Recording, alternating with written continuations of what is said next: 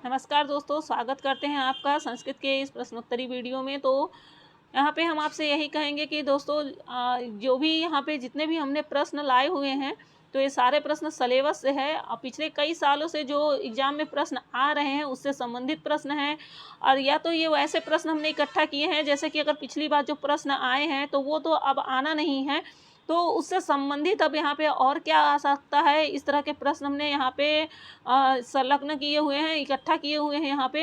क्योंकि हमें पता है कि जो पिछली बार आएगा वो फिर से रिपीट नहीं करेगा, लेकिन उससे संबंधित वहाँ पे उससे संबंधित कोई दूसरा आएगा जो बहुत महत्वपूर्ण हमें लगा, तो हमने वहाँ उसे यहाँ पे ले लिया है उन प्रश्नों को। तो ये सिलेबस के आधार पे ही हैं, उससे बाहर का सिलेबस के बाहर का यहाँ पे हमने कुछ भी नहीं लिया है। और जो भी यहाँ पे यही कहेंगे कि जो भाई बहन हमसे यहाँ पे नए जुड़ रहे हैं तो वो चैनल को लाइक और सब्सक्राइब ज़रूर कर लें, जिससे हमारे नेक्स्ट वीडियो का नोटिफिकेशन आपको फिर से आपको मिल सके। और हम जितने भी जो क्वेश्चन दे रहे हैं तो इसका पीडीएफ आपको हमारे टेलीग्राम चैनल में मिल जाएगा। तो आप टेलीग्राम से भी जुड़ जाइए, इसका हम लिंक आपको डिस्क्रिप्शन बॉक्स में दे देंगे, तो यहाँ से आप इसका पीडीएफ भी ले सकते हैं और अपनी तैयारी उससे भी अपनी प्रैक्टिस कर सकते हैं। तो चलिए एक बार यही कहेंगे कि वीडियो को लाइक और सब्सक्राइब ज़रूर कर लीजिएगा और अपने दोस्तों को भी शेयर करिए, जिससे उन्हें भी थोड़ा बहुत इसका फ़ायदा मिल सके। तो चलिए यहाँ पे बिना देर करे वीडियो शुरू करते हैं। ओदकांतम स्निग्धो जनो अनुगंतव्य इति श्रूयते अयं कस्य। तो यह किसकी उक्ति है? तो यहाँ पे 4 ऑप्शन मिलेगा आपको। कण्वस्य, गौतम्या, सारंगरस्य और सारदत्तस्य। तो यहाँ पे ये जो सूक्ति ली गई है तो ये अभिज्ञान शाकुंतलम से लिया गया है। अभिज्ञान शाकुंतलम की रचना किसने की है? तो कालिदास जी ने की है। और यहाँ पे सारंगर, यहाँ पे ऑप्शन नंबर सी सही होगा। सारंगर कणों से कहता है कि स्निग्ध जन या अपने लोग का इनका अनुगमन पानी वाले स्थान तक ही करना चाहिए, अर्थात जो प्रिय व्यक्ति को मार्ग में वहीं तक जाकर छोड़ देना चाहिए जहाँ नदी या तालाब मिल जाए, उससे आगे नहीं जाना चाहिए। नेक्स्ट है प्रवर्तताम प्रकृति हिताय पार्थिवा, और इसके आगे है सरस्वती श्रुतमताम महिताम ममापि च छपयतु नीलोहितम पुनर्भवम परिगत शक्तिम आत्मभूमि। तो यहाँ पे क्या हो जाएगा आपका? अयम भरतवाक्य कस्मिन ग्रंथे उद्धृतो। तो यह वाक्य किस ग्रंथ से लिया गया है? तो यहाँ पे सही हो जाएगा आपका option number C. Option number C Abhijnana Shakuntalam. यहाँ पे राइट हो जाएगा क्या? Option number C Abhijnana Shakuntalam. राजा प्रजा के हित के लिए यत्न करे। यहाँ वेद क्या कह रहा है कि राजा प्रजा के हित के लिए यत्न करे, वेदों के द्वारा प्रकट की गई महिमा वाली वाग देवी का कोई परित्याग न करे, सर्वशक्तिमान स्वयंभू मेरे पूर्वजन को निवृत्त कर दे। नेक्स्ट देख लेते हैं अभिज्ञान शाकुंतले कस्य रीति प्रयोग। अभिज्ञान शाकुंतल में किस रीति का प्रयोग किया गया है? तो 4 ऑप्शन है, वैदर्भी रीति, गौड़ी रीति, पांचाली रीति और लाठी रीति। तो यहाँ पे क्या होगा आपका? ऑप्शन नंबर ए वैदर्भी रीति। वैदर्भी रीति ऑप्शन नंबर ए सही हो जाएगा। नेक्स्ट देखते हैं अति स्नेह पाप संकई इति सूक्ति कस्मिन ग्रंथे उद्धृता। अति स्नेह पाप संकई इति सूक्ति कस्मिन ग्रंथे उद्धृता है। सूक्ति किस ग्रंथ से लिया गया है? मेघदूतम से, कुमार संभव से, विज्ञान शाकुंतलम से, मालविकाग्नि मित्रम से। तो यहाँ पे ऑप्शन नंबर सी हो जाएगा विज्ञान शाकुंतलम से। काफ़ी सूक्ति फेमस है क्योंकि ये कई बार पूछी गई है और यह काफ़ी अच्छी सूक्ति है। अति स्नेह मतलब कि अत्यधिक प्रेम पाप की आशंका कराता है और इसे अभिज्ञान शाकुंतलम के चतुर्थ अंक से ली गई है। अभिज्ञान शाकुंतलम के किस अंक से ली गई है? चतुर्थ अंक से ली गई है। और यह कथन अनसुईया और प्रियंवदा का है। ये दोनों शकुंतला की प्रिय सखियां हैं। कौन कौन? अनसुईया और प्रियंवदा। नेक्स्ट देखते हैं अभिज्ञान शाकुंतला से चतुर्थे अंके विस्कंभ अस्ति। तो यहाँ पे 4 ऑप्शन है, अंकांते, अंकादि, अंक मध्य, को अपि न। तो यहाँ पे क्या हो जाएगा आपका? ऑप्शन नंबर बी राइट होगा, अंकादि। यहाँ पे अंकादि विस्कंभ से भूत एवं भावी घटनाओं की सूचना मध्यम पात्र के द्वारा दी जाती है और यह अंक के आदि में रखा जाता है। विस्कंभ कहाँ रखा जाता है? हमेशा अंक के आदि में रखा जाता है। और अभिज्ञान शाकुंतलम के चतुर्थ अंक के प्रारंभ में विस्कंभ का प्रयोग यहाँ पे आपको मिलेगा। नेक्स्ट देखते हैं वामा कुलस्याधय अस्मिन वाक्य वाम पदस्य को अर्थ। वाम पद का क्या अर्थ होगा? वामे स्थित चारु विपरीत अबला।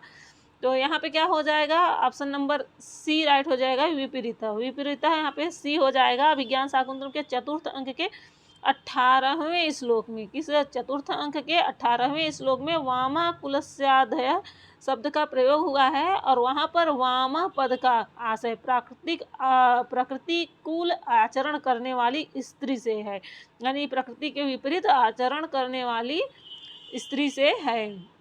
नेक्स्ट देखते हैं शर्मिष्ठार पतिर्नाम किम।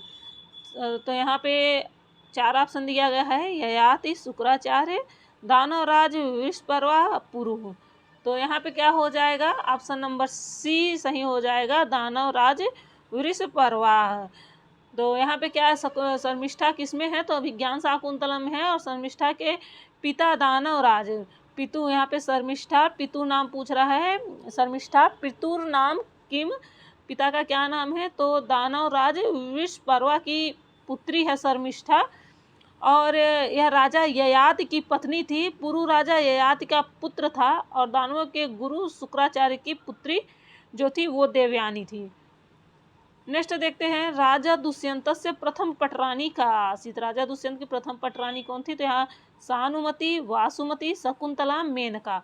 तो यहाँ पे क्या हो जाएगा? वासुमति। ऑप्शन नंबर बी राइट हो जाएगा। राजा दुष्यंत के प्रथम पटरानी वासुमति थी, द्वितीय हंसपादिका एवं तृतीय पटरानी के रूप में शकुंतला का वर्णन आपको अभिज्ञान शाकुंतलम में मिलेगा। सानुमति अप्सरा मेनका की सखी थी और मेनका तथा विश्वामित्र के से जो उत्पन्न हुई थी वो शकुंतला थी।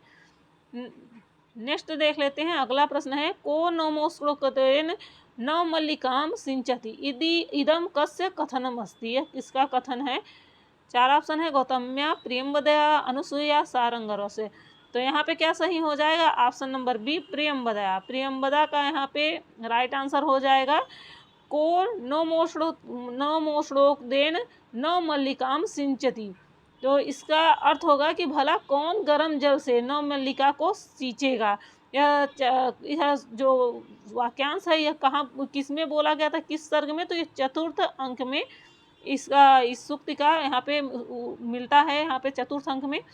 नेक्स्ट देखते हैं अयम जन कस्य हस्ते समर्पितः इदम कस्य कथनम अस्ति। तो यहाँ पे 4 ऑप्शन है, अनसुया प्रियंवदा च गौतम्या प्रियंवदा। तो यहाँ पे राइट हो जाएगा option number B Anasuya Priyamvada च।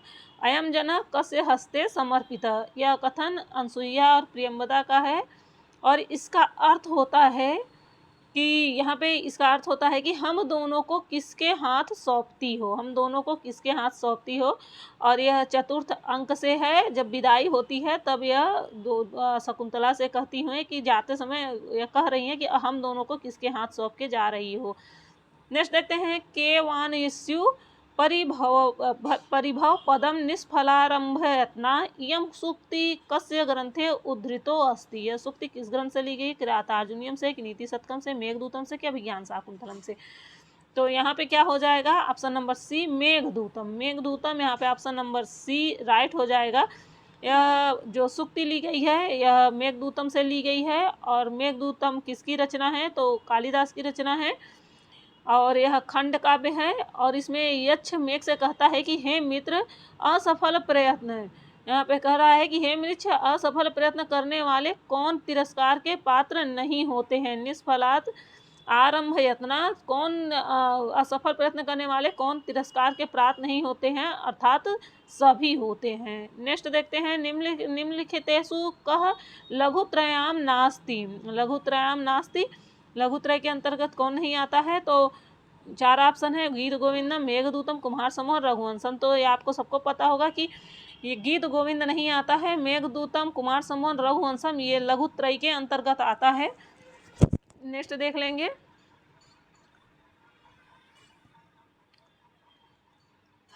हरिशिर चंद्रिका धौर्तरम्या रूपेण वर्णिता नगरी अस्ति। तो यहाँ पे 4 ऑप्शन है, विदिशा, उज्जैनी, अलका, दसपुरम। तो इसमें से कौन हो जाएगा? इसमें से कौन हो जाएगा? तो यहाँ पे हो जाएगा आपका option number C option number C Alaka. Alaka यहाँ पे राइट हो जाएगा। और ये जो उक्ति ली गई है, यह जो सुक्ति है, तो ये मेघदूतम से ली गई है। मेघदूत दो भागों में विभक्त है, पूर्व मेघ और उत्तर मेघ, और मेघदूत के रचयिता कालिदास जी हैं। नेक्स्ट देखते हैं, लघुत्रयी इति संज्ञा प्रतितरस्य काव्यत्रस्य प्रणेता कवि वर्तते। तो यहाँ पे क्या हो जाएगा, क्षेमेंद्र, जयदेव, विल्लढ़, कालिदास। तो यहाँ पे क्या हो जाएगा राइट आंसर, लघुत्रयी के काव्य के प्रणेता कौन है, तो यहाँ पे कालिदास हैं। और इनके जो काव्य हैं ये हैं रघुवंश महाकाव्य, कुमार संभवम एवं मेघदूतम। तो यहाँ पे ऑप्शन नंबर डी कालिदास सही हो जाएगा। क्या हो जाएगा, ऑप्शन नंबर डी यहाँ पे राइट हो जाएगा, कालिदास। अगला देखते हैं, मेघदूते वक्रः पंथा यद्यपि भवतः इत्यादि जो भी मेघम प्रार्थयति यच्छ गंतुः। तो यहाँ पे क्या हो जाएगा आपका, ऑप्शन नंबर ए अलकाम, ऑप्शन नंबर बी उज्जैनीम, ऑप्शन नंबर सी विदिशाम, या ऑप्शन नंबर डी जामगिरी। तो यहाँ पे राइट हो जाएगा आपका ऑप्शन नंबर बी उज्जैनियाम। तो उज्जैनीम यहाँ पे राइट हो जाएगा ऑप्शन नंबर बी। और ये जो लिया गया है ये मेघदूत से लिया गया है, मेघदूते वक्रः पंथा यद्यपि भवति। तो यहाँ पे ये मेघदूत में इस कहा गया है कि यद्यपि उत्तर दिशा में प्रस्थान किए हुए आपका मार्ग टेढ़ा हो जाएगा, फिर भी आपको उज्जैनी नगरी जो महाकाल की नगरी है उसकी रमणीय घटा देखने को अवश्य जाना चाहिए। नेक्स्ट है, मेघदूते राजराजस्य दध्यौ इति पद्ये राजराजस्य इति पदेनाभिहितो अस्ति। तो यहाँ पे क्या हो जाएगा, यच्छ कुबेर महाकाल इंद्र। तो यहाँ पे राइट आंसर क्या हो जाएगा, option number B Kubera. Option number B Kubera. Meghaduta में राजराजस्य दध्यौ, इस पद में राजराजस्य तात्पर्य यक्ष के अधिपति कुबेर से है। राजराजस्य का यहाँ पे आशय किससे है, तो यक्षपति कुबेर से है। और कुबेर की नगरी कौन सी है, तो अलका है। और वह यक्षों का अधिपति है कौन, कुबेर। और एक बार जब यक्ष ने प्रमादवश कुबेर के महल में समय से फूल नहीं पहुंचाया था, पुष्प नहीं पहुंचाया था, तो जिससे कुबेर क्रोधित होकर कुबेर ने यक्ष को अलकापुरी से 1 वर्ष के लिए निष्कासित कर दिया था, श्राप दिया था कि 1 वर्ष के लिए यहाँ से चले जाओ। तो वो कहाँ गए थे, तो रामगिरी पे चले गए थे। नेक्स्ट देखते हैं, प्रश्न नंबर 17 है, पराभव अप्युत्स एव मानिनाम इदम सुक्ति कस्य ग्रंथे संबंधिता अस्ति। तो यहाँ पे 4 ऑप्शन है, उत्तर रामचरितम, नीति शतकम, किरातार्जुनीयम, अभिज्ञान शाकुंतलम। तो यहाँ पे क्या हो जाएगा आपका, यहाँ पे हो जाएगा आपका ऑप्शन नंबर सी किरातार्जुनीयम। पराभयो अप्युत्सव एवं मानिनाम, यह कथन किरातार्जुनीयम से है और इसका उल्लेख प्रथम सर्ग में आपको मिल जाएगा। और सर्ग के यहाँ प्रथम सर्ग के किस 41वें नंबर की श्लोक में आपको मिलेगा। और द्रौपदी यहाँ पे युधिष्ठिर को समझा कर कह रही है कि मानधन व्यक्तियों की पराजय भी उत्सव जैसी होती है। पराजित हो जाने पर भी उनकी पराक्रम रूपी संपत्ति तो उनके पास बनी रहती है, उसे शत्रु कभी छीन नहीं सकते हैं। नेक्स्ट देखते हैं, किरातार्जुनीयम प्रथम सर्ग से कथानकम निम्नलिखितेषु को नास्ति। तो यहाँ पे कौन नहीं है पूछ रहा है, तो यहाँ पे ऑप्शन नंबर डी राइट हो जाएगा, द्रौपदया मन्यु युधिष्ठिरेण समर्थना। यहाँ पे क्या हो जाएगा, ऑप्शन नंबर डी किरातार्जुनीयम प्रथम सर्ग के कथानक में से द्रौपदी के क्रोध का युधिष्ठिर द्वारा समर्थन नहीं है। और द्रौपदी क्रोध अवश्य करती है परंतु युधिष्ठिर उसका समर्थन यहाँ पे नहीं करते हैं। और प्रथम सर्ग में वनेचर की वार्ता तथा दुर्योधन के राज्य का वर्णन एवं पांडवों का द्वैत उनमें निवास, यहाँ सबका वर्णन है। इसमें किसमें मिलेगा, आपको प्रथम सर्ग के अंतर्गत मिलेगा। नेक्स्ट देखते हैं, भारवी काव्य मार्गम कथयति। तो यहाँ पे 4 ऑप्शन है, विचित्र मार्ग, सुकुमार मार्ग, प्राचीन मार्ग और अन्योक्ति मार्ग। तो यहाँ पे कौन सा सही हो जाएगा, यहाँ पे सही हो जाएगा ऑप्शन नंबर ए विचित्र मार्ग। भारवी के काव्य मार्ग को विचित्र मार्ग कहा गया है। भारवी के काव्य मार्ग को क्या कहा गया है, तो विचित्र मार्ग कहा गया है। भारवी अलंकार काव्य शैली के भी जनक हैं और इनके लिए प्रसन्न गंभीरा पद सरस्वती पद प्रयुक्त होता है, यह भी जान लीजिए। अगला देखते हैं, भारवी विरचित प्रसिद्ध महाकाव्य किरातस्य को अभिप्राय अस्ति। तो यहाँ पे किरातस्य का अभिप्राय है, तो क्या सा है, यहाँ पे 4 ऑप्शन दिया गया है। ऑप्शन यहाँ पे छोटा करते हैं जिससे आपको दिख जाए, नहीं होगा। चलिए, यहाँ पे चारों ऑप्शन दिख रहे हैं, तो यहाँ पे क्या हो जाएगा आपका हो जाएगा यहाँ पे option number C. Option number C, किरात वेशधारी शिव। किरात वेशधारी शिव हो जाएगा यहाँ पे राइट आंसर। भारवी विरचित प्रसिद्ध महाकाव्य किरातार्जुनीयम है, और किरात से अभिप्राय यहाँ पे किरात वेशधारी भगवान शिव से है। और इस महाकाव्य में कुल 18 सर्ग हैं, और इसमें जो किरात वेशधारी भगवान शंकर और अर्जुन के घोर युद्ध का वर्णन किया गया है। नेक्स्ट देखते हैं, सहसा विदधित न क्रियाम विवेक परमा पदम पदम इति वाक्यस्य कर्ता। 4 ऑप्शन है यहाँ पे, कालिदास, भारवी, माघ, श्रीहर्ष। तो यहाँ पे क्या सही हो जाएगा, option number B, Bharavi. Bharavi यहाँ पे राइट हो जाएगा। सहसा विदधित न क्रियाम विवेक परमा पदम, इस वाक्य के कर्ता महाकवि भारवी जी हैं, और इनकी जो प्रसिद्ध रचना है वो किरातार्जुनीयम महाकाव्य के बृहत्तय के अंतर्गत आती है, और यह 18 सर्ग में विभक्त है। नेक्स्ट है आपका, राजतंत्र शासन परंपराया उपदेशम दीयते। तो यहाँ पे कौन सा हो जाएगा आपका सही, ऑप्शन नंबर बी, राज्याभिषेक अवसरे। राज्याभिषेक अवसरे राजतंत्र शासन परंपरा के अनुसार उपदेश दिया जाता है किस समय, तो राज्याभिषेक के अवसर पर उपदेश दिए जाते हैं, और यह अवसर ही राजतंत्र का प्रथम उत्सव होता है। क्या माना गया है, प्रश्न पूछ ले कि राजतंत्र का प्रथम उत्सव किसे माना गया है, तो राजतंत्र राज्याभिषेक के समय पर जो उपदेश दिया जाता है उसे ही इसका प्रथम उत्सव माना गया है। और इसी अवसर पर मंत्री सुकनास युवराज चंद्रापीठ को उपदेश देता है, और सुकनास चंद्रापीठ के लिए तात शब्द का प्रयोग करता है। यहाँ पे तात शब्द भी पूछा गया है, यह किसके लिए प्रयोग किया गया है, तो चंद्रापीठ के लिए प्रयोग किया गया है। आगे देख लेते हैं, महाकवि बाणभट्टस्य गुरु नाम। महाकवि बाणभट्ट के गुरु का नाम पूछा है, भूर्वः। यहाँ पे क्या हो जाएगा, भूर्वः, मौखरी, सदानंद है या वात्सायन। तो इन चारों में क्या हो जाएगा, ऑप्शन नंबर ए, भूर्वु हो जाएगा। भूर्वु हो जाएगा, ऑप्शन नंबर ए राइट हो जाएगा। महाकवि बाणभट्ट के गुरु का नाम भूर्वु या भ्रातसु, यहाँ पे भ्रातसु भी इनका नाम है।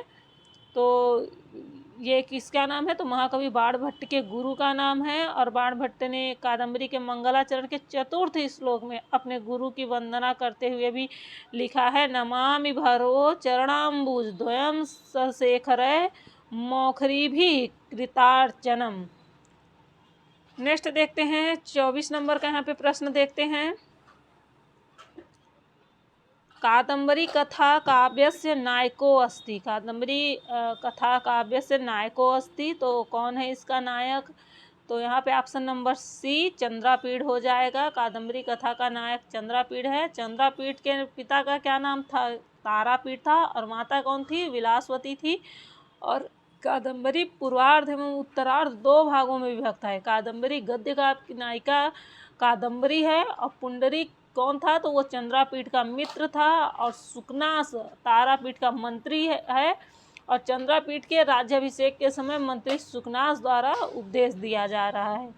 ठीक है, नेक्स्ट देखते हैं, 25 नंबर का क्वेश्चन है, यम पश्यसि तस् तस् पूर्तो मा ब्रूहि दीनम वचय यम अस्मिन् सुक्ति माध्यमेन कस्य शिक्षा दीयते। इस सुक्ति के माध्यम से किसे शिक्षा दी जा रही है, तो 4 ऑप्शन है, राजा को, बादल को, चातक को या याचक को। तो यहाँ पे ऑप्शन नंबर सी, चातक को राइट हो जाएगा। ऑप्शन नंबर सी इसको चातक को राइट हो जाएगा, यहाँ पे चातक को। यम पश्यसि तस्य तस्य पूर्तो माँ ब्रूहि दीनम वचः, इस सूक्त के माध्यम से चातक को शिक्षा दी जा रही है। और इस पंक्ति का भाव ये है कि अरे चातक, चातक किसे कहा गया है, तो पपीहा को कहा गया है। पपीहा को चातक कहा गया है, और कह रहा है कि अरे चातक, तुम हर किसी के सामने अपने दीन दुखी वचनों का उद्गार मत किया करो। तो इसी के साथ यहाँ पे क्वेश्चन समाप्त हो जाते हैं, और इसका नेक्स्ट क्वेश्चन, आगे का जो क्वेश्चन है वो हम अपनी अगली वीडियो में देंगे। तो जाने से पहले चैनल को लाइक और सब्सक्राइब करना बिल्कुल नहीं भूलिएगा। वीडियो देखने के लिए बहुत बहुत धन्यवाद आप लोगों